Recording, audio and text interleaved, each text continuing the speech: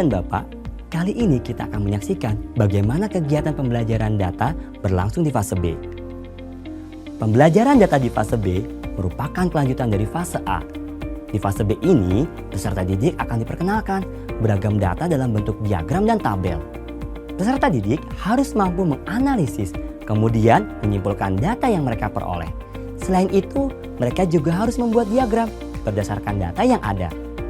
Data yang didiskusikan tentunya terkait dengan dunia mereka, sehingga diharapkan mereka dapat menerapkannya dalam kehidupan sehari-hari. Pada tayangan ini, kita akan menyaksikan contoh pembelajaran data di kelas 4. Kegiatan pembelajaran yang ditampilkan di video ini dirancang dengan menerapkan pembelajaran terdiferensiasi dengan membedakan produk yang dihasilkan oleh setiap kelompok.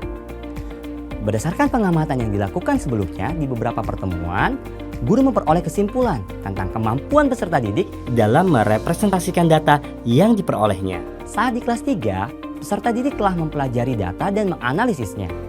Diagram yang mereka pelajari cukup beragam, seperti tabel, piktogram, dan diagram batang.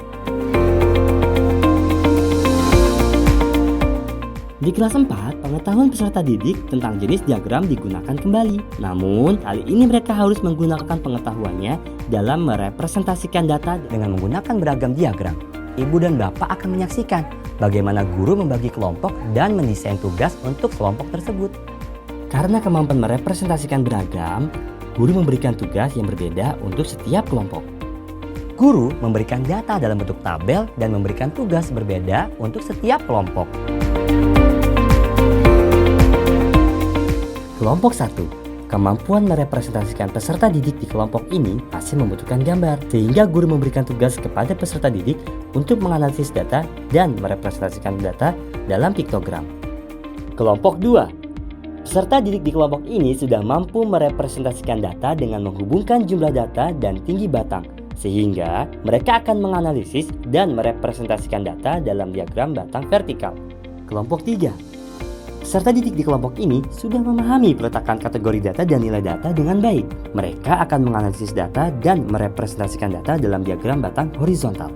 Ayo kita saksikan agar pelaksanaan pembelajaran terdiferensiasi berjalan dengan baik. Pengelolaan kelas menjadi sangat penting.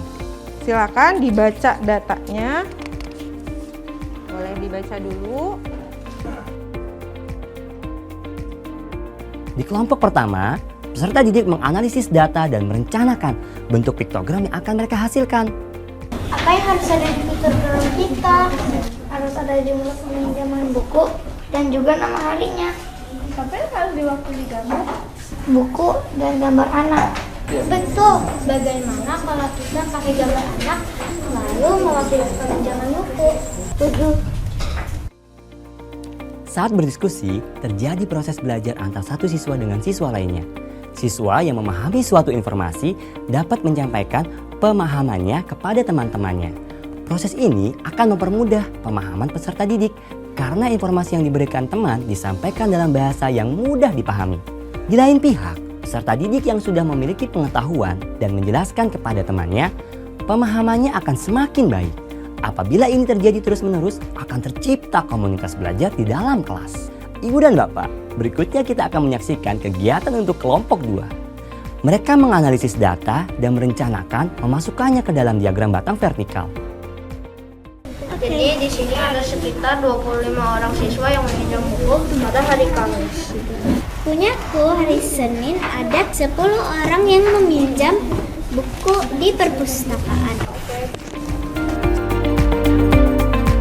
Apa yang bisa kamu simpulkan dari data ini? Coba jelaskan ke Ibu. Kalau hari Jumat yang meminjam buku itu 32 orang. Sedangkan kalau hari Selasa itu yang meminjam hanya 3 orang. Bagaimana kamu tahu? Karena ini dilihat dari grafik ini yang meminjam itu cuma 3 orang. Sedangkan kalau yang hari Jumat 32 orang. Itu jauh beda. Ibu dan Bapak, pada tayangan berikutnya, kita akan menyaksikan kegiatan pembelajaran di kelompok 3. Di kelompok ini, peserta didik mendiskusikan data bagaimana merepresentasikannya ke dalam diagram batang horizontal. Ini adalah datang meminjam buku perpustakaan dari Senin sampai Minggu. Kita harus membuatnya dalam diagram batang. Apa yang kamu pahami dari data ini? Aku memahami kalau data ini ada waktu dan jumlah siswa yang meminjam buku. Betul. Ayo kita buat diagramnya. Ini tempat hari ya, Bu? Betul? Kalau ini tempat jumlah siswanya. Iya, benar. Apakah kamu sudah paham sekarang? Sudah, Bu.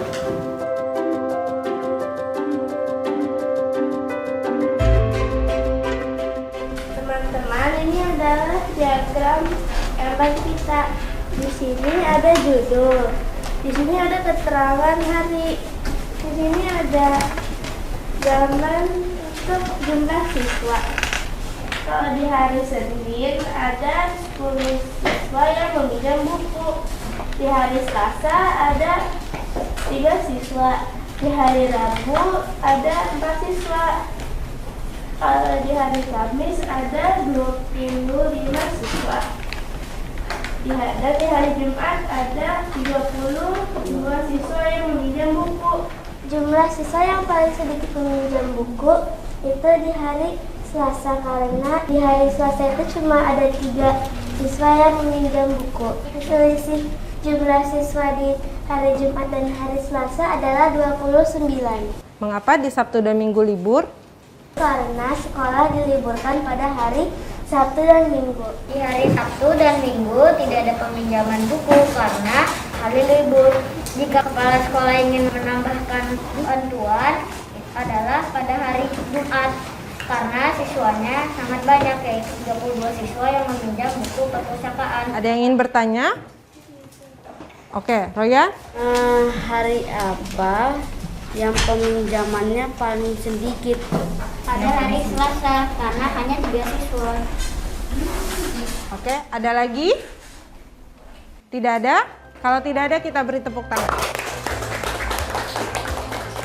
Nah, Ibu dan Bapak, tadi kita sudah menyaksikan kegiatan pembelajaran data menggunakan pendekatan pembelajaran terdiferensiasi. Hasil belajar di setiap kelompok dibedakan berdasarkan produk. Kita tadi sudah menyaksikan guru memberikan kasus yang dekat dengan peserta didik, sehingga pembelajaran lebih bermakna.